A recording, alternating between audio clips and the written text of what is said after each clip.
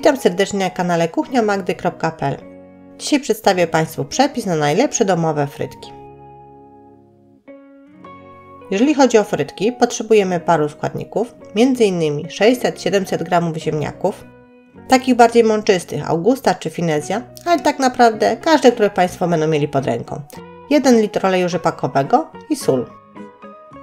A dodatkowo potrzebujemy trochę sprzętu, takiego, którego u Państwa jest, myślę, w każdej kuchni, czyli widelec, czyli garnek zwykły i taka łyżka cycakowa. Nie potrzebujemy żadnych wymyślnych frytkownic, garków z sitem czy innego sprzętu specjalistycznego. Ziemniaki sobie obieramy, myjemy, dajemy do miski wodą, później osuszamy, kroimy tak jak Państwo tu widzą na plasterki, a później na pożądaną wielkość. Dobrze by było, gdyby te ziemniaki były takie trochę większe, wtedy te frytki też będą takie dłuższe.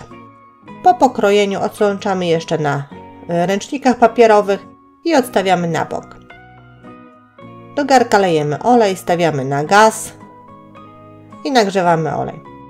No i pytanie, kiedy ten olej się nagrzeje? Tu musimy sprawdzić, bez żadnego termometru, którego też zazwyczaj nie mamy. Wkładamy fryteczkę do oleju. Jak Państwo widzą, nic się nie dzieje, więc musimy jeszcze poczekać. Po chwili sprawdzamy jeszcze raz. No jak widzą Państwo, olej zaczął się już buzować, czyli jest już na tyle gorący, że można te frytki wrzucić do oleju. Wrzucamy partię całą do oleju.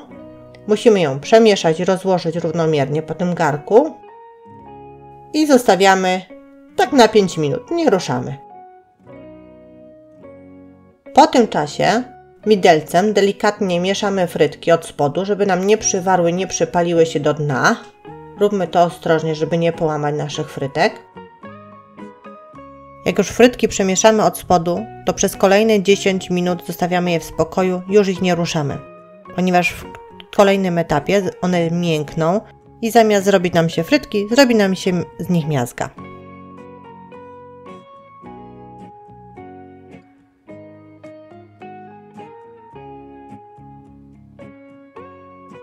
Po tych 10 minutach, a łącznie już 15 minutach w oleju, nasze frytki zrobiły się lekko takie twardawe, ta skórka jest chrupiąca, ale one w środku jeszcze nie doszły i nie są takie rumieniste, więc zostawiamy je na kolejne 5 minut.